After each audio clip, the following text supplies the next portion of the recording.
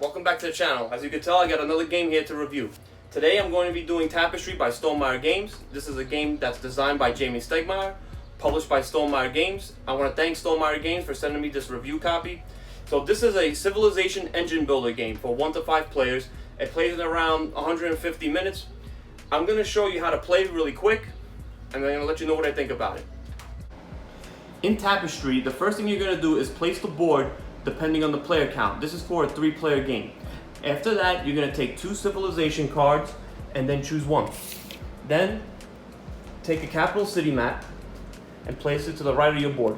Then you're going to place your 2 outposts correlating with the number that's on your capital city map. Now you're going to take all the symbol resources, place them on your board along with the houses. To start the first era, you're going to first disregard the first 3 and just do the production phase. You're going to move up the resources to the appropriate spot on the board, take a tapestry card, and a territory tile. On your turn, you're going to choose one of the 4 tech tracks to move up on by paying the resource that is shown. The yellow one is technology, blue one is exploration, green is science, red is military. When you pay the resource that is shown, you're going to move your cube up on the tech track and take the action that's given. I'm not going to go over every single one because you have a sheet that explains every single power of the tech track. There are certain spots on the board that will allow you to place a territory tile on the map. Be mindful, you have to place it next to a territory you control. When you place a tile down, you will get a victory point for each matching terrain. So for example, you will get 3 victory points for 3 water terrains. As you move up on the military track, when you see the symbol, that means you can place an outpost. When you place an outpost, make sure you place it next to an area that has your outpost and then roll these 2 dice. When you roll the 2 die, you're going to choose if you want a victory point or an extra resource. You may also engage in combat when placing an outpost. When you place an outpost on an opponent's tile, it has to be next to yours, and then you may topple their outpost. But you have to be wary that they may have a trap card which will cause your outpost to be toppled, but you will still gain one of the die. There are certain spots on the tech tree that will allow you to get a house. When you land on those spots, you take one of your houses and then place it on your capital city, like here.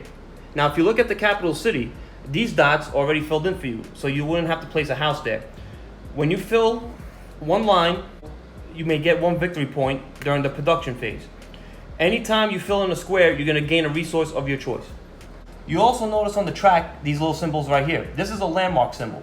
The first person to arrive at this area is going to get this landmark. When you do, you take the appropriate landmark and place it on your capital city board. It's going to take up more spaces than a regular house. Finally, I'm going to talk about the tech. Anytime you see the symbol, you're going to take one of the 3 tech cards here. If you don't like any of these, you can take one from the top of the deck. When you take a card, you're going to place it next to your capital city board, like this, in the X symbol. Throughout the game, you'll be able to move your tech cards up the track by gaining certain symbols like here.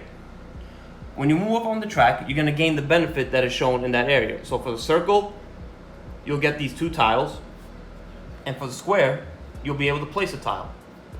You may also have as many tech cards as you want. When you have no more resources available, then you will go on to the next era. When you go on to the next era, you're going to follow this track right here. The first thing you do is you're going to follow the power of your civilization card. The second thing you're going to do is you're going to place a tapestry card on the second era to let you know that you are on that certain era, and you're going to follow the power of that card throughout the rest of the era. The third thing you will do is move up one of your tech cards on the track and then gain victory points for it. Fourth will be the production phase, same as you did the first round. The game ends when every single player has completed the 5th era, and the person with the most victory points wins. Okay, so that's Tapestry. Now for my likes and dislikes. The first thing I like about this game is that it is very easy to learn. The rules are very simple. Anybody can just pick this game up and play. The second thing I like about this game is the art. I like the art a lot. I like the components. They're very well done. The third thing I like is the multiple strategies in this game. There are many ways that you can win. It keeps you engaged. It keeps the replayability going. Sometimes you want to go up on the technology track. Sometimes you want to work on the exploration. Maybe you want to conquer the land. I like that how the multiple strategies that it has. You can play this game countless times and have a different strategy every single game. Now for my dislikes. Despite this being a civilization game, there's no theme at all. Or this is not really a civilization game at all. This is more of an engine builder than anything else. The second thing I didn't like is the combat. You know me, I love combat in games. the combat in this game just felt uneventful. You know, when you topple over somebody else's post, it really doesn't do anything for them except maybe lose victory points at the end of the game. But when somebody tries to topple over your post, you play a trap card, they still get resources for playing an outpost. So to me, it felt uneventful. I wasn't too crazy about it. Another dislike is the balancing issues. There are some civilization cards that I felt were very overpowering. Stonemaier updates on their website the powers of the civilization cards every few months, so they're trying to balance it out a bit. I still felt it was still a little bit overpowering though. Not really a big deal, but still, it could be a pain in the butt. Another thing I disliked is that at most times it felt like a solitaire game. You're not really interacting with other players besides maybe toppling over their outposts and stuff. For the most part, you're working on your own, which brings up to my next dislike.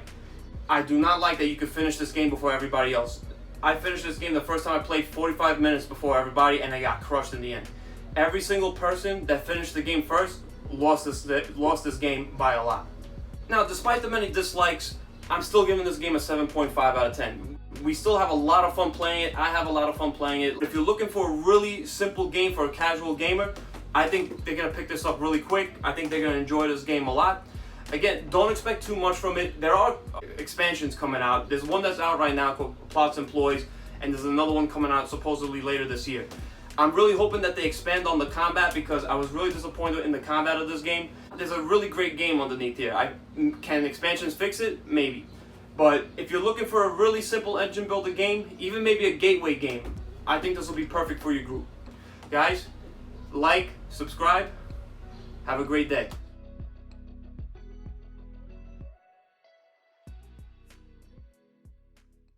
Sorry if I look out of breath, it's like 150 degrees in this room.